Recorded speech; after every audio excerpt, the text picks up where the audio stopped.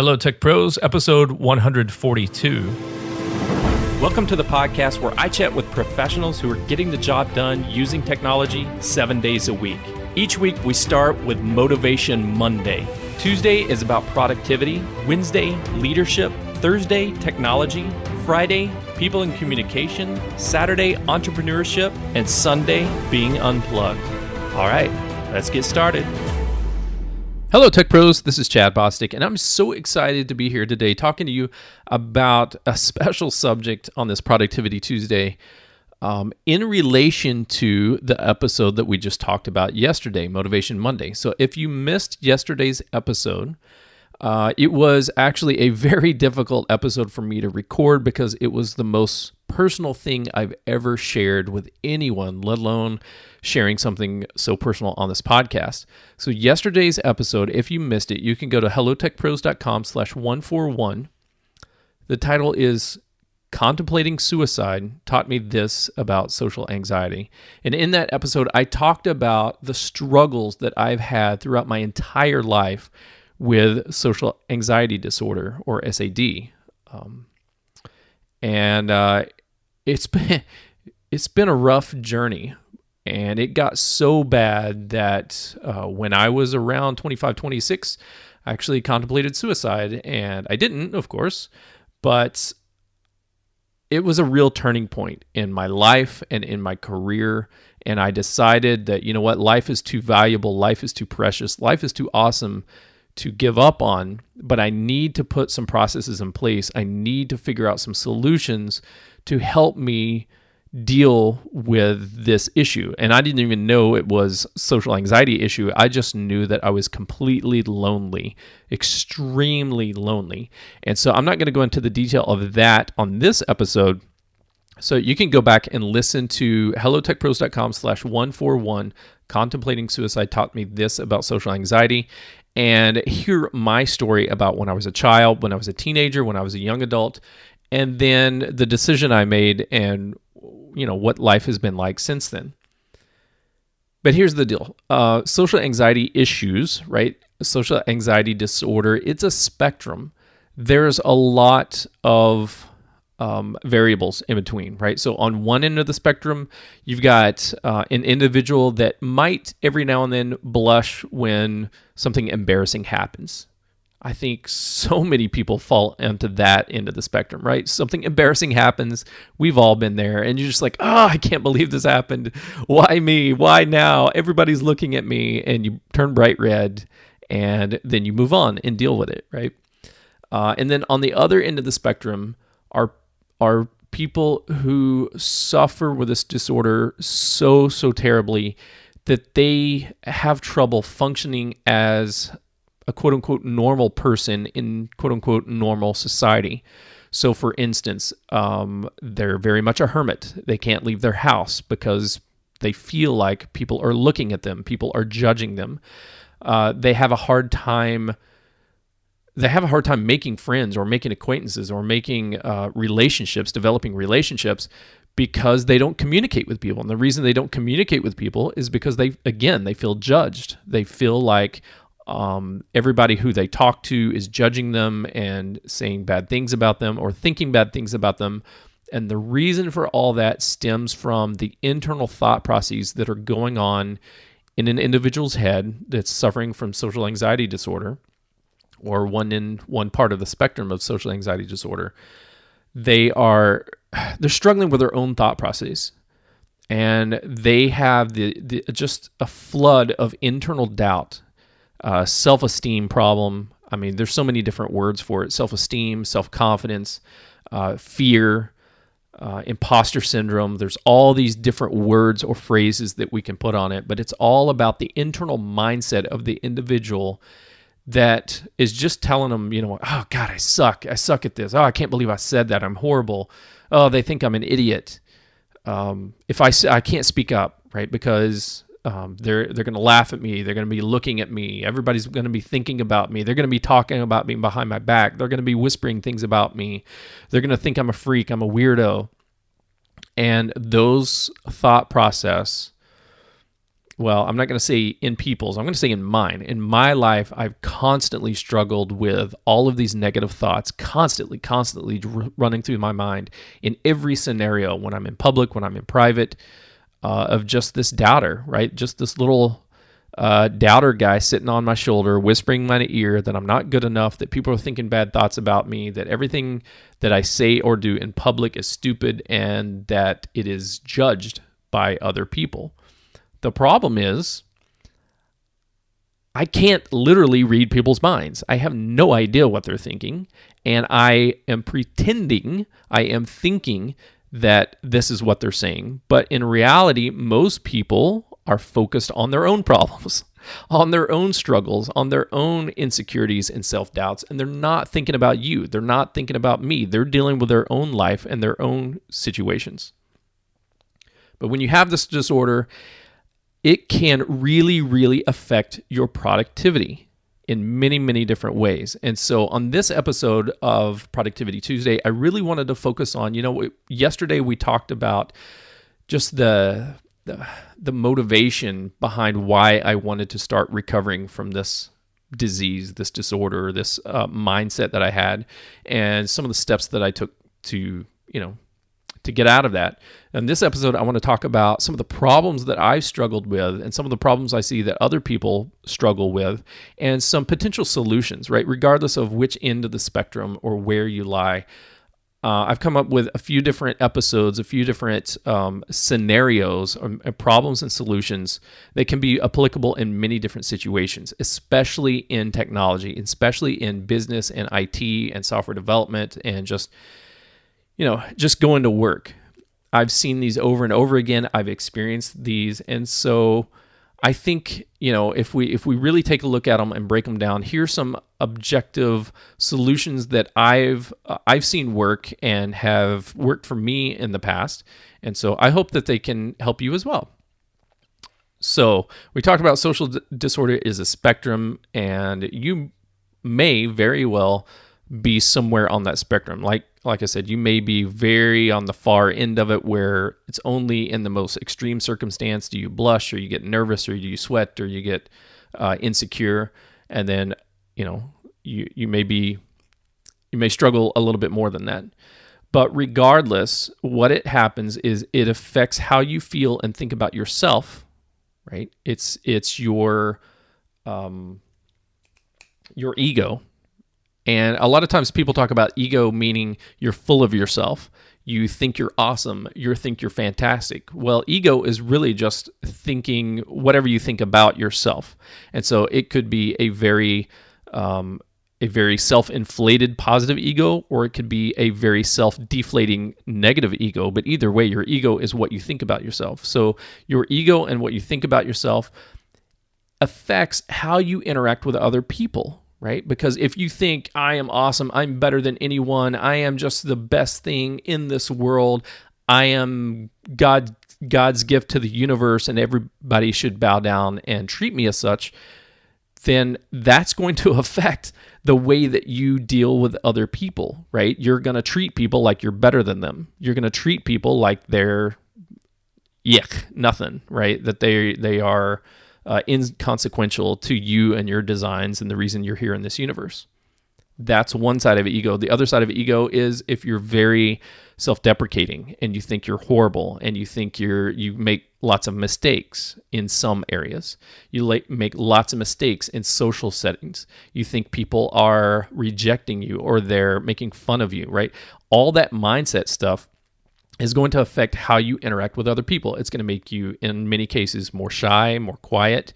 In other cases, it's going to make you more defensive and just get really angry all the time. But it's going to affect how you interact with other people. And though that cause and effect is going to lead to affecting your productivity in group settings, right? So when you're alone, sometimes people who struggle with social anxiety disorder, like I've suffered all my life.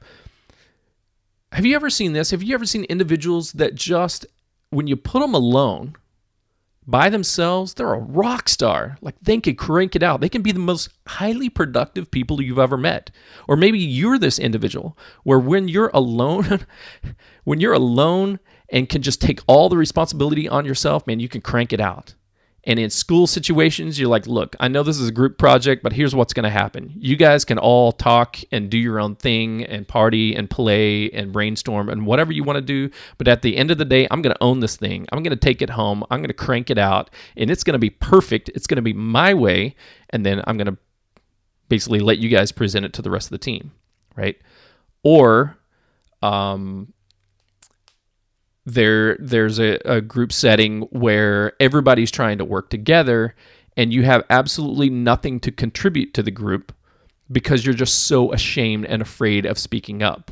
And so whatever the group consensus is, you just naturally agree with or go along with because you don't want to upset anybody. You don't want to upset the group leader because she may think that you think that her idea sucks, right? Or you don't want to upset another individual on the team that is maybe a little bit overbearing or very self-confident because you don't want it to result in some sort of escalating issue, right? Some sort of fight or confrontation. You don't want that to happen. So you don't speak up. And so I've been on both sides of these. I've said, hey, I'm going to take the whole group. I'm going to take the whole project. I'm going to do it all myself. And I'm going to put all my energy into it and crank it out and rock and roll it and deliver a quality product. But I'm not going to work with the rest of the team. I'm just going to do all the work and let them present, and then we'll share all the credit, which is not fair to me, and it's not fair to the other team members, right? Because it's not fair to me to take ownership and do all the work and the other folks not really have anything to contribute. It's also not fair to the other individuals because I'm not allowing them to have growth opportunities in that project and to learn from, trial and error in that situation, right? On the other side of it, the other story, I have also not been fair to myself by not speaking up and sharing my ideas because it doesn't allow me the growth opportunity to really engage and interact with the team and bounce ideas off of each other and make the ideas bigger and stronger and more resilient because we all work together. And I haven't, also in that case, I wasn't fair to the team because if not everybody is sharing their ideas, if not everybody is willing to discuss and participate in the social aspect of the group setting, meaning talking about the idea or working on the idea together, then you're not building the best idea possible. You're building one version of the idea that's maybe 20% short because 1 out of 5 is not contributing, or 33% short of the best idea because 1 of the 3 people are not contributing to the conversation. They're just, yeah, sure, that's fine. I agree. So you don't want to take all the ownership, and you don't want to not participate in the conversation. We want to have both. We want to have a little bit of both. So that lack of self-confidence, not speaking up, not sharing ideas, not volunteering can absolutely affect the productivity of a team, right? It can affect the outcome of the team. It can affect the product of what the team is working on for negative, right? Regardless of if you're trying to do all the work yourself or you're just trying to be very agreeable, it will lead to not the best product.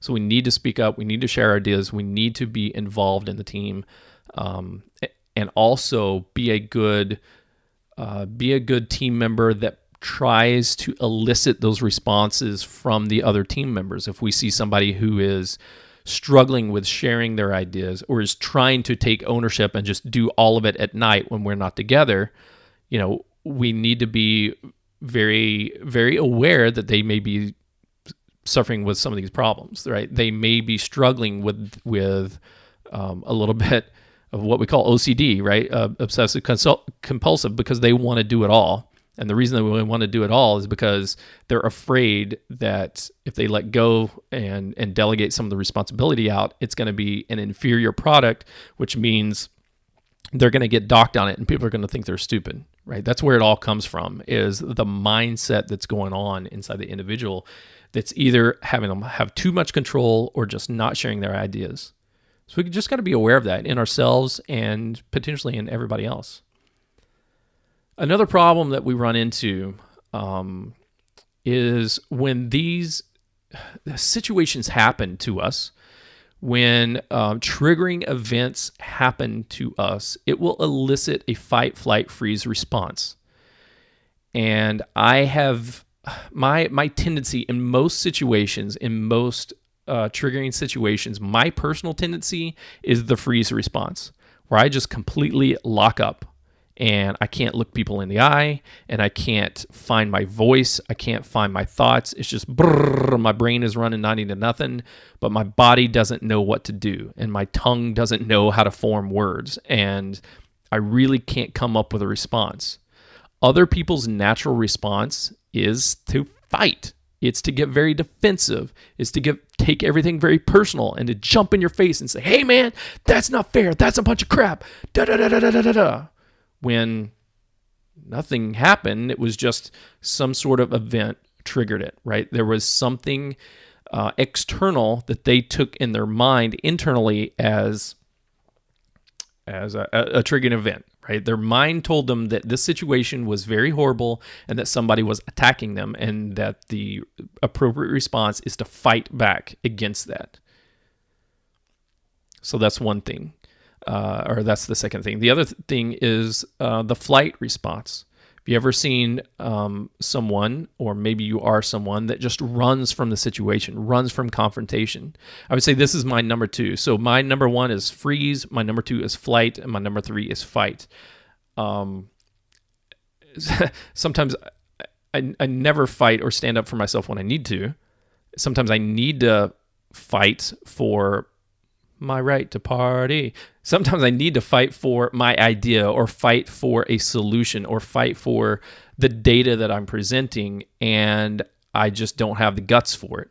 I'm kind of like a jellyfish. I just sit there quivering and freezing, or I flee from the situation. I think, oh my gosh, there's so much confrontation here. I can't take it. It just I don't like it when people are angry. It just makes me so nervous, and so I run away.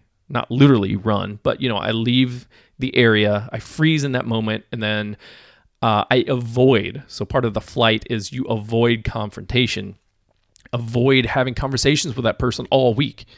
And maybe somebody is really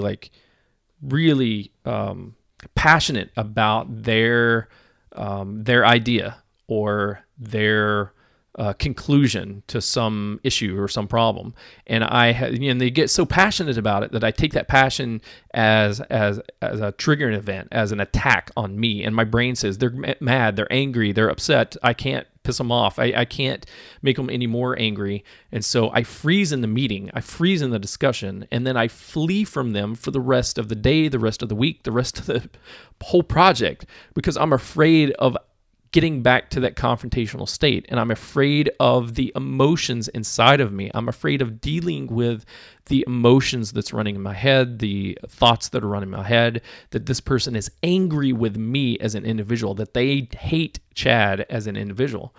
And so my responses in a lot of cases have been in the past, and still do today, to freeze, to flight, and then when I feel really, really backed up into a corner, that I'll fight. And when I do, man, it's ugly. No, not hardly anybody has ever seen me get to the fight stage. But when I do, it's like the volcano just explodes. The one that's never even smoked for thousands and thousands of years, didn't even know that there was pressure building up inside. And then all of a sudden, boom, it's just like, it's not pretty. It's not pretty. Other people, they when they get this fight, flight, freeze response from some sort of triggering event, from some sort of emotional state that's in their mind, their natural instinct is to fight and to just blow up and to just get very defensive, right?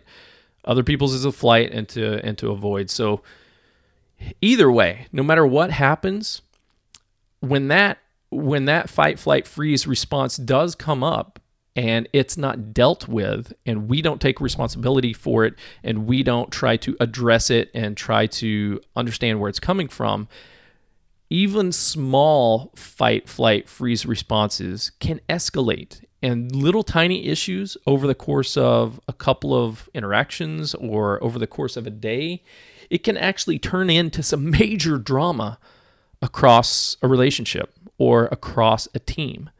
And really, really small issues, that these really small, like little defensive moments or little freeze up, not communicate moments, or these little flight moments where you're just avoiding a situation, avoiding meeting someone or running into someone.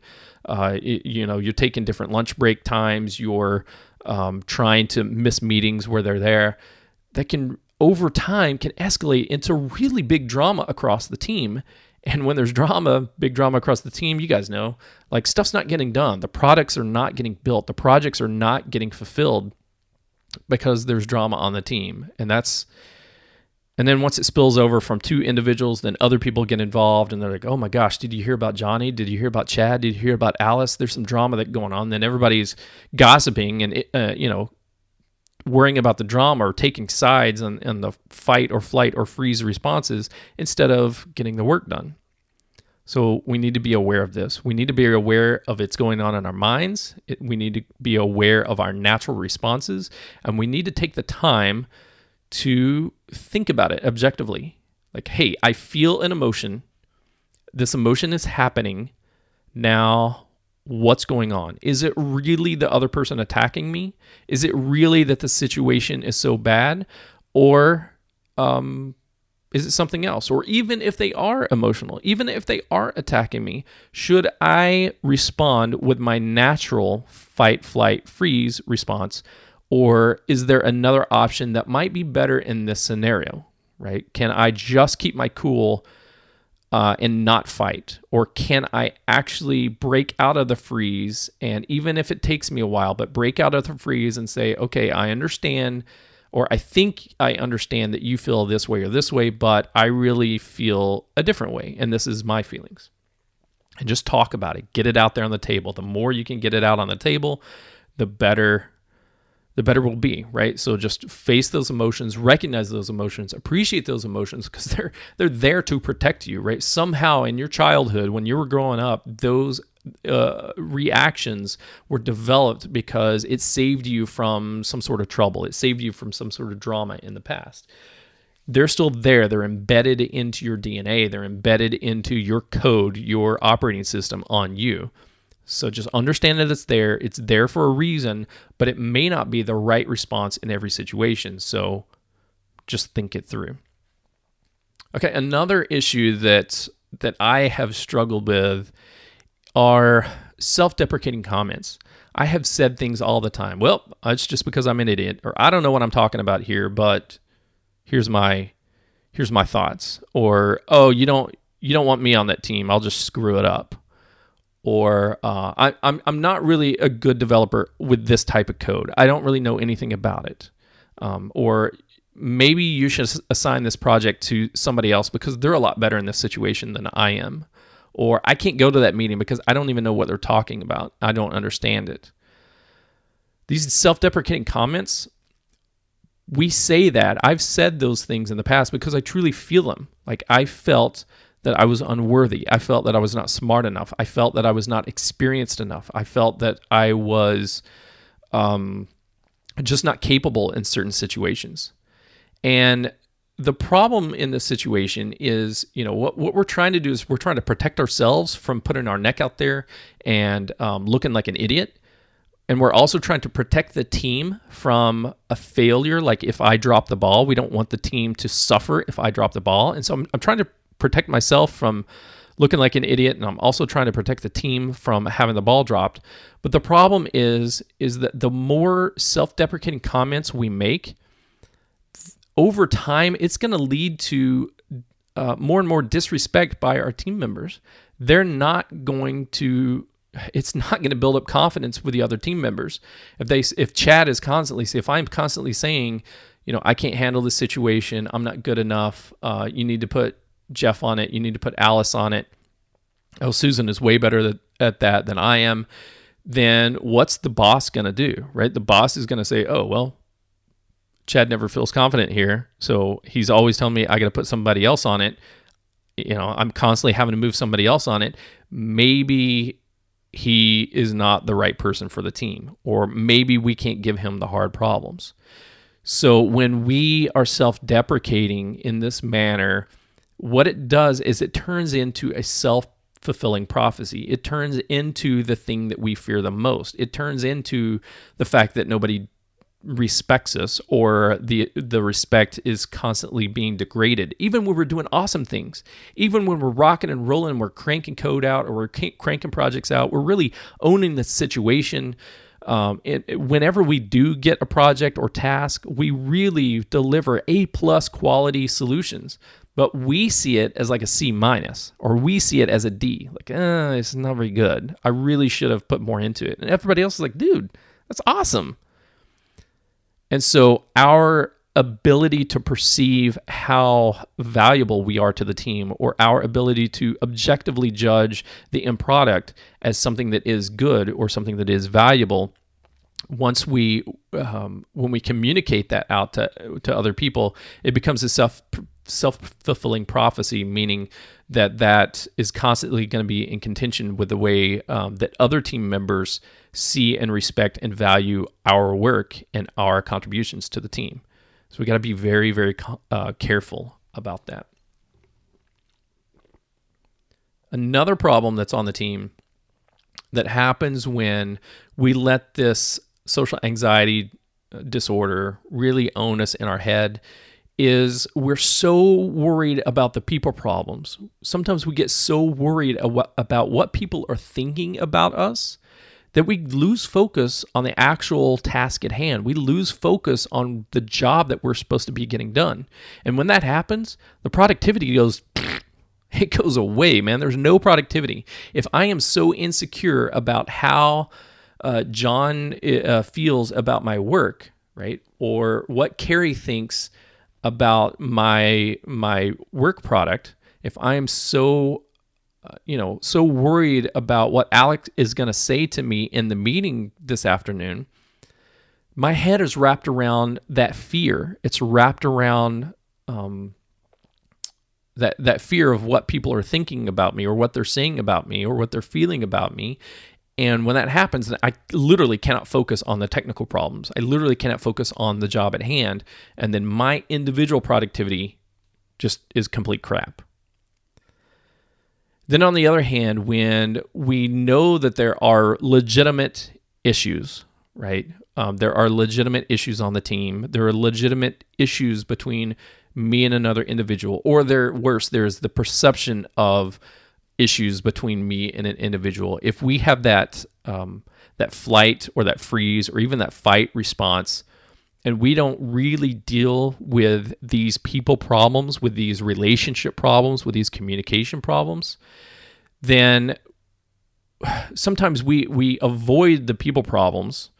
Like I said earlier, we flee from the issue, we flee from the conversation, or we freeze up in those conversations and don't deal with them and don't get past them. Then what we do is we put our headphones on, we get really, really close to the monitor, we forget, or we try to forget everything else that's going around us, and we just work on the technical stuff. And we're so focused on the technical stuff, and yay, I solved a technical problem. Yay, I got this algorithm to compile. Yay, I got the server built. Yay, I built the architecture for some massive new infrastructure or something. While focusing on those technical problems in many cases is good, if you're constantly just focused on the technical problems and not dealing with, communication issues or teamwork issues or relationship issues between you and the rest of the department, you and another person on the team, then that leads to an infinite loop, right? Where we avoid the people problems, so we go work on the technical problems. We're focused on the technical problems, so the people problems get worse. And the worse they get, the more we want to work on the technical problems. And you know what? At the end of the day, we might have solved some really, really hard, difficult technical problems that no one cares about. That's the worst productivity problem you can have in the world, is when you're trying to be extremely productive and work so hard, put in nights, put in weekends. You're burning your Sunday being unplugged time because you're trying so hard to be so productive on the technology, but because you haven't communicated with the rest of the team, or because your communication with other team members is just full of this fight, flight, or flee responses that are getting blown out of proportion, that as individuals, we're solving a lot of technical problems that didn't need to be solved because, you know what, we didn't understand that the person that we're having issues with has the perfect solution that doesn't require any technical solutions, or that we were so wrapped around building out this new module, we didn't understand that it was a module that was deprioritized and we didn't need to work on it. Or we were so fearful that this bug is going to reflect badly in our end of year review, and it will come up as a reflection on us when we're spending, days and nights and weekends just focus on this one little bug, that we didn't talk to the QA department to understand that, it's such an edge case scenario that nobody's ever going to hit it unless they do something completely wild and wacky. And if they're doing that, well, we got bigger problems, right? We got bigger fish to fry. And so what we really need to do is work on like the first time user experience, or the training or education or something, instead of this one-off scenario. So what do we do? A lot of problems that we can run into when we're dealing with the social anxiety disorder at work, when we're in a technical field. We are tech pros and we love technology. We love working on the technical problems, but we hate dealing with the people problems. And the reason we hate dealing with the people problems is because, again, that fear, that those emotions, just not wanting to deal with those emotions, or the fear of what people are thinking about us, just drives us crazy in our head. And it doesn't seem logical. It seems emotional. It doesn't seem logical. And we want to be a little bit like a Vulcan, right? We want to be a little bit like Spock, where we're kind of a half-breed, half Vulcan, half human.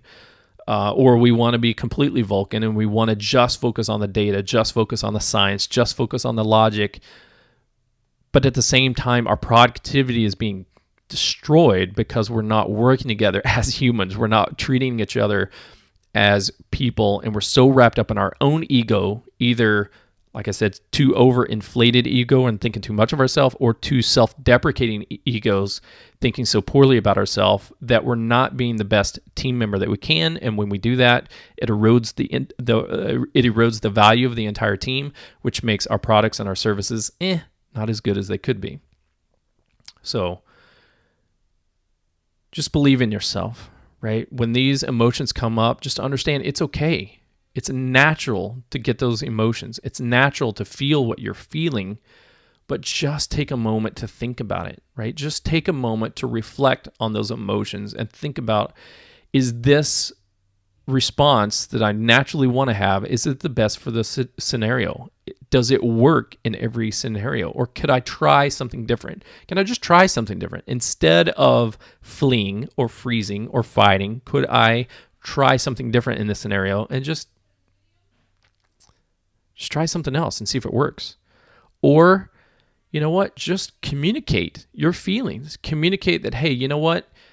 I'm feeling some emotions right now, and I honestly don't know how to deal with these emotions, and I'm struggling with how to deal with it. And so I want to give you the correct response. I want to give you a response that is positive and is the best for the team and the best for you and the best for me. But I really need to take some time and think about it, because I'm honestly, I'm a little bit upset right now, and I'm not putting that on you. I'm not saying that you are the cause of that upset. I'm saying that my response to the emotions are making me upset, and the emotions are coming from whatever, my history as a kid, hashtag daddy problems, or whatever happened, right? But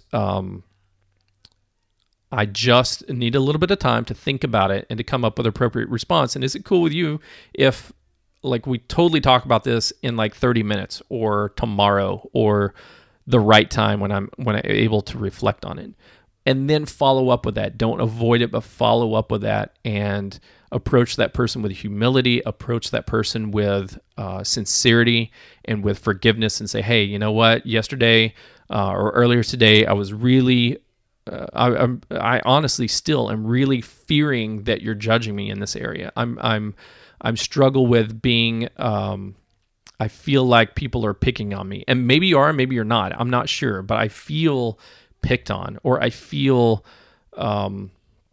just bad in the situation. And so, with that being said, hopefully you can understand when I respond in this way. It's the data is this, or the project is this, or the outcome or the status is this or that, or my idea to solve it is X, Y, or Z. But I want you to understand that I'm feeling pretty emotional about that. So hopefully you can understand where I'm coming from, right? So just talk about it, get it out there, but get it out there in a positive manner that's not self-deprecating, but it's also not an attack either. You want to have a very neutral balance whenever you can. Speaking of self-deprecating, try to use it as sparingly as possible. I mean, I still do it all the time. I say, hey, you know what? I'm a newbie podcaster. I don't know what I'm doing here. I just make stuff up as I go.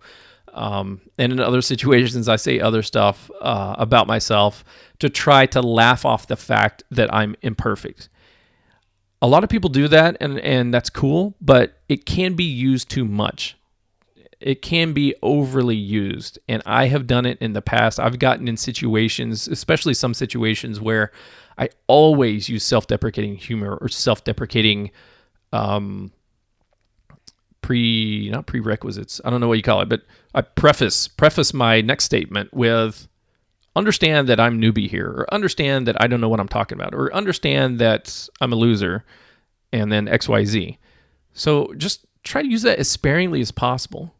Or when you do use it, preface the preface with, sometimes I feel like, or I think I am a loser, right? Sometimes I feel like I don't know what I'm talking about, but here's my idea. Or sometimes I think I'm a complete loser in this scenario, but I really love XYZ. I really love whatever it is, quirky little thing that you love doing. So try to be sparing with self-deprecating humor, self-deprecating language. And then when you do say it, just say, sometimes I feel like, or sometimes I think, and that will kind of negate it a little bit. Focus on resolving the people problems. So you have to do this to get the overall team productivity, to get your personal productivity up there. You got to resolve the people problems. And when you do that, when you're able to do that, if you're able to do that with you and an individual, it's going to make each of your productivity go up, which is going to make the team productivity go up. And then once you start moving into team lead roles or team management roles, once you're able to learn how to resolve problems between you and another individual, and then see two other individual A and B having problems, and to help them mitigate those problems so that they can both be more productive, man, you will help the team get so much productivity done. Because when we resolve these people problems, the technical problems are just a lot easier. They're just a lot easier in general because everybody's got the mental bandwidth to handle them. The last thing I have to say here, I guess we could wrap it up with my final words of wisdom, is just forgive yourself of your mistakes. So many times we take our mistakes and we blow them up into these big deals inside our head, right? We're walking into the office, and the first thing on Monday, we got this high level of motivation. We open up the door and we trip and we stumble and we almost drop our backpack. And then everybody's like, "Oh, hey, Chad, watch that first step." And then it's like, "Oh my God." All week, everybody's going to be thinking about, Chad can't walk straight. He's such an idiot. I almost tripped and fell. I can't believe that. I'm 40 years old and I can't even walk. I'm a baby. Blah, blah, blah, blah. And all of that stuff just gets wrapped around your mind so big. It's no big deal. It's no big deal. Just blow it off. Forgive yourself. You make a mistake. Blow it off. It's okay. Focus on your wins, even if you have small wins, even if right now at this phase of your career, even if right now this phase of your work, things are struggling and you feel like nothing's going right. When things do go right, celebrate them. Celebrate those wins. Focus on your small wins and be proud that you did good, right? If you were able to take one of these fight, flight, freeze responses and think about it for like 20 seconds, and then decide if that's the right response or maybe there's a different response that you can take.